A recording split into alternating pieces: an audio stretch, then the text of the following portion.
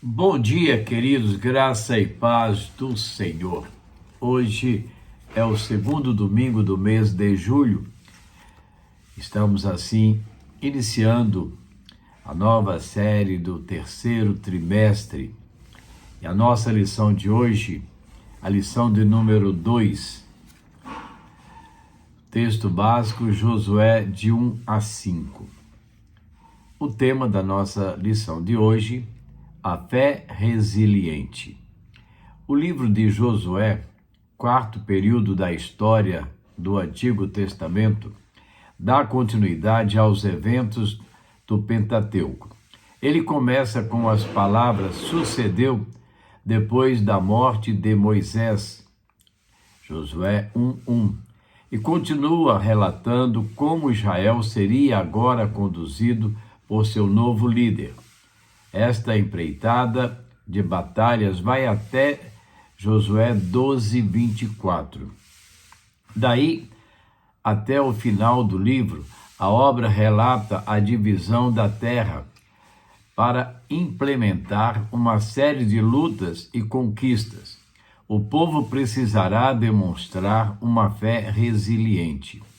Resiliência é a capacidade de suportar as adversidades e se adaptar a situações difíceis. Ou seja, nós temos que promover algo na nossa vida, no nosso ser, dentro de nós, para resistir situações muitas das vezes adversas. O objetivo do livro é registrar a história da conquista de Canaã e sua divisão, revelando o Senhor como o preservador da aliança. Josué 1:2-6. Seguir a liderança teocrática e não a humana é condição axial de sucesso. O trecho dos capítulos 1 ao 5 demonstra de maneira geral como o Senhor prepara Josué e o povo para a tarefa de conquistar Canaã, ao restaurar a vitalidade espiritual e a unidade da nação. Primeiro momento do nosso estudo. Fé resiliente para obedecer e liderar. Josué 1, de 1 a 9. Josué, o grande personagem do livro, é encorajado e apresentado em uma deliberada comparação com Moisés, o que o legitima em sua liderança. Primeiro, ele é exortado para que seja bem-sucedido na tarefa que o aguarda, dependendo da lei do Senhor e que fora transmitida por Moisés, capítulo 1, versos 1 ao 9. Segundo, ele envia espiões para investigar a terra, capítulo 2, de 1 a 24, da mesma maneira que Moisés tinha feito, registrado lá em Números, capítulo 13. Terceiro, ele tem a experiência de abrir as águas do Rio Jordão, aumentadas pelas chuvas da primavera, e pelo degelo próximo às suas fontes, capítulo 3, do verso 1 até o capítulo 4, verso 14. Assim como Moisés teve a experiência da abertura do Mar Vermelho em Êxodo 14, 15 a 25. Quarto, ele, como Moisés, exige que o povo se consagre. Na verdade, para sermos vitoriosos nas nossas batalhas, precisamos nos consagrar ao Senhor.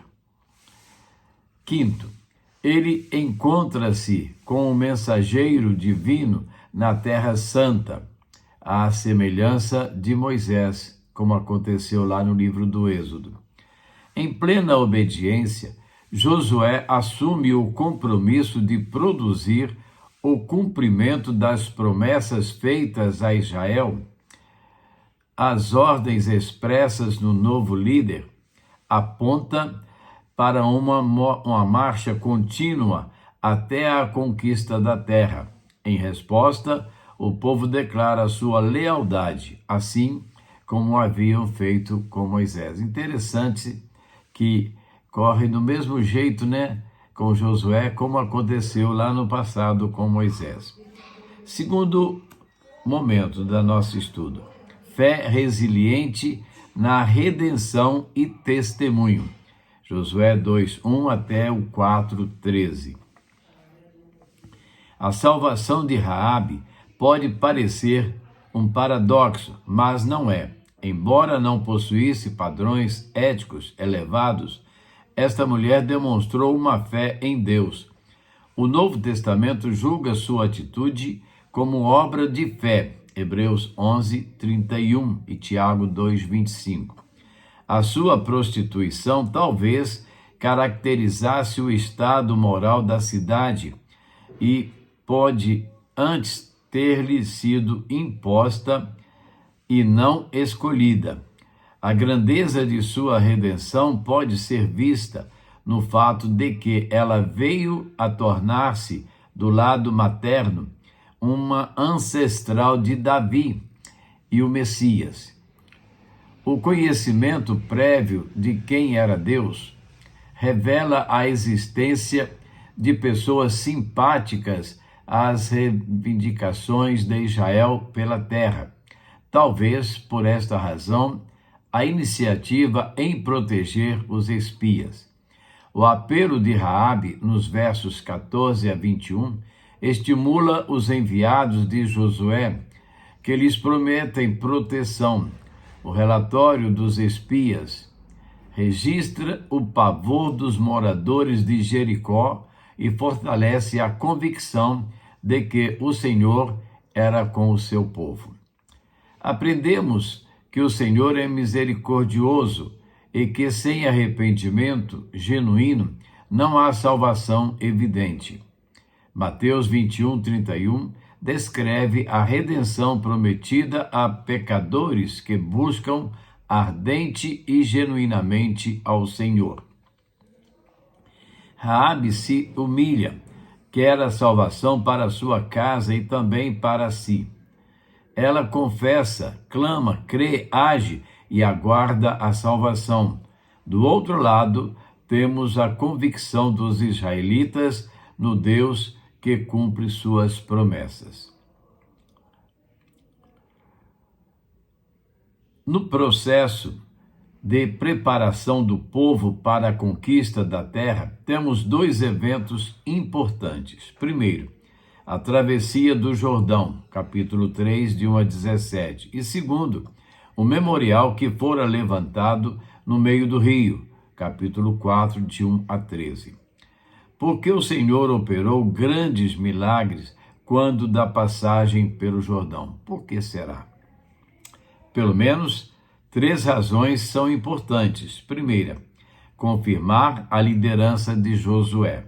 Segundo, confirmar que o Senhor era com eles e que desalojaria os cananeus da terra. E terceira, demonstrar o poder da arca que continha as tábuas da lei de Deus e representava sua presença.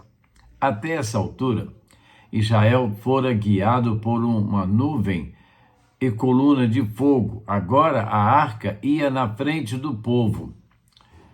A miraculosa travessia do rio a pé e em seco tem como testemunho um memorial como lembrança do grande poder demonstrado por Yahvé em favor do seu povo. Capítulo 3, verso 14 até o capítulo 4, verso 13. Assim, Josué 3 e 4 ilustram 2 princípios importantes. Primeiro, Deus às vezes nos leva a caminhos inesperados para manifestar sua glória. A terra poderia ter sido conquistada pelo sul da região, mas não era esse o plano do Senhor. E segundo, o memorial no meio do Jordão ensina que devemos transmitir nossa fé às gerações futuras para que vejam o poder de Deus e sua fidelidade. Terceiro momento do nosso estudo: a fé resiliente para identificação e libertação. Josué 4:14 até 5:15. A segunda metade do capítulo 4 e o capítulo 5 de Josué são por demais importantes. Em primeiro lugar, porque Gilgal serviu de base de operações antes da tomada de Jericó. O termo Gilgal significa círculo ou roda. Provavelmente se refere a um círculo de pedras que servia para propósitos religiosos.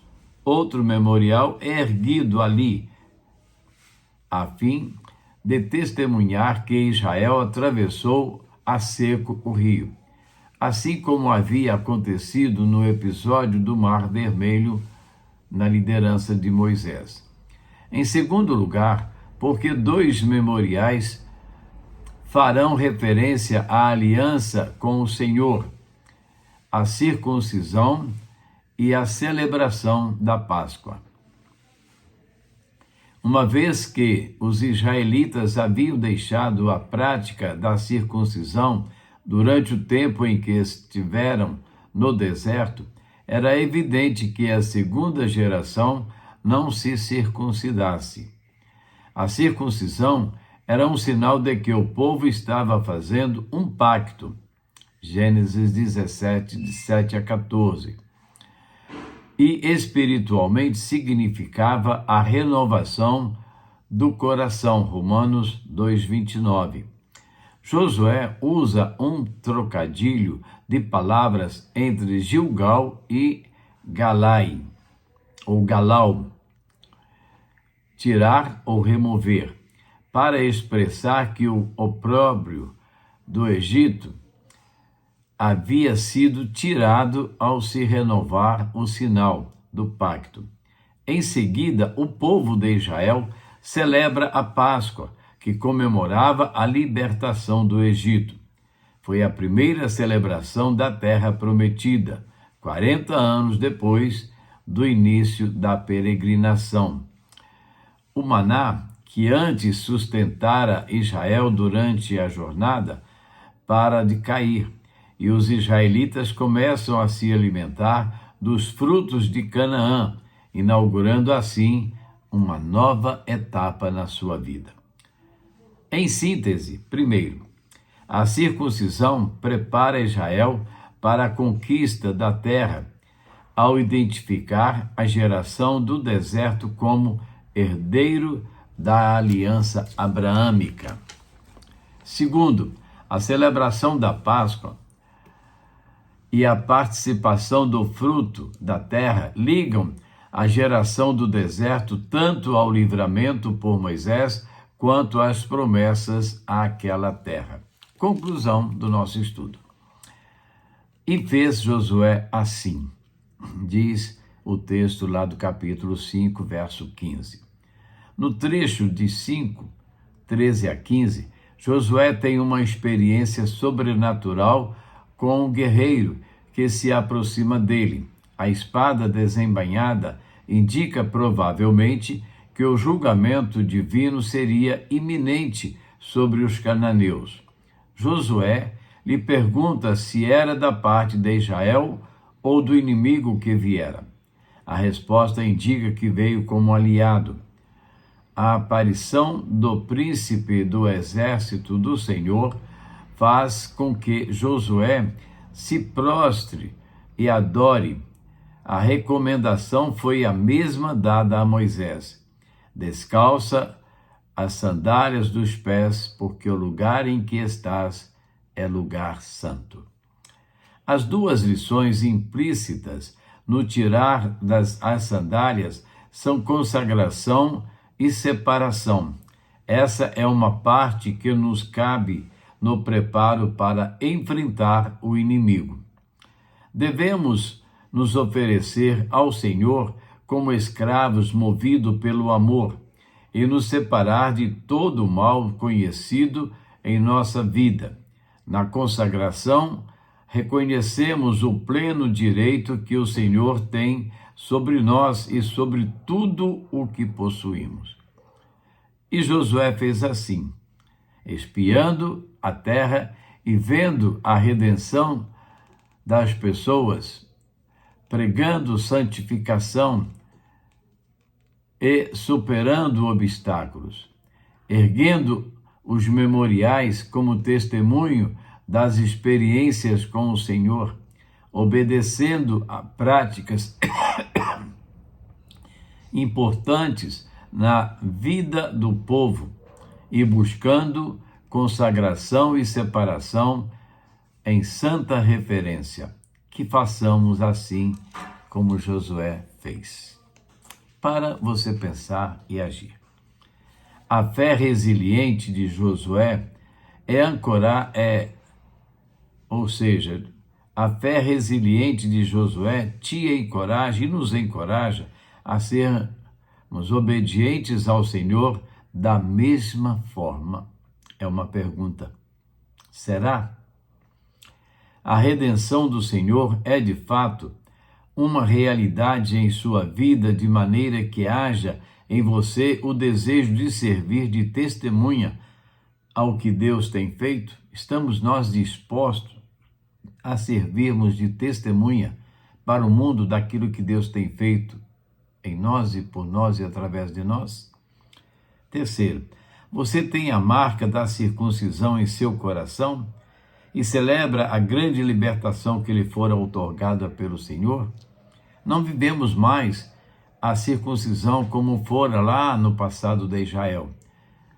Paulo nos ensina que hoje a circuncisão está no nosso coração. Romper, separar das coisas do mundo. E, finalmente, você tem feito como Josué, buscando ser um referencial de consagração e separação? Estamos nós agindo dessa forma? É uma pergunta interessante para cada um de nós pensarmos. Como tem sido a nossa vida espiritual? Como tem sido a nossa vida diante desse mundo tão cheio de corrupção moral, espiritual e geral? Como tem sido a nossa vida?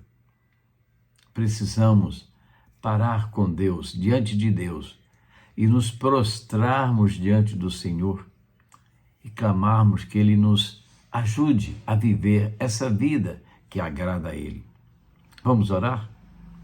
Nosso Deus e Pai, Senhor, clamamos ao Senhor, ajuda-nos, ó Deus, nas nossas caminhadas. Ajuda-nos a sermos pessoas diferentes, ó Deus. Pessoas que consagram suas vidas ao Senhor. Pessoas que separam-se do mundo de pecado, das coisas lá do mundo, coisas que não te agradam, e passam a viver uma nova vida. Que sejamos assim, ó Deus. Vem nos abençoar, Senhor, vem nos proteger, vem nos fortalecer. Abençoa, Senhor, as nossas famílias, os nossos filhos, nossos netos, toda a extensão das nossas famílias, ó Deus. Nós te pedimos, Deus, protege-nos, perdoa, Senhor, os nossos pecados. Dá-nos uma visão resiliente para que possamos, Deus, enfrentar as dificuldades e resistirmos às tentações que chegam a todo instante. Fortalece-nos, Pai, a nossa fé. Guia-nos por veredas distintas, ó Deus. E pelo amor do Teu nome, Pai, vem nos socorrer e nos abençoar. Nós oramos agradecidos no nome de Jesus. Amém. Amém? Você pode dizer assim? Podemos pensar seriamente nos propósitos que Deus tem para a nossa vida? Vamos contar então as bênçãos do Senhor, aquilo que Ele tem feito de melhor para nós.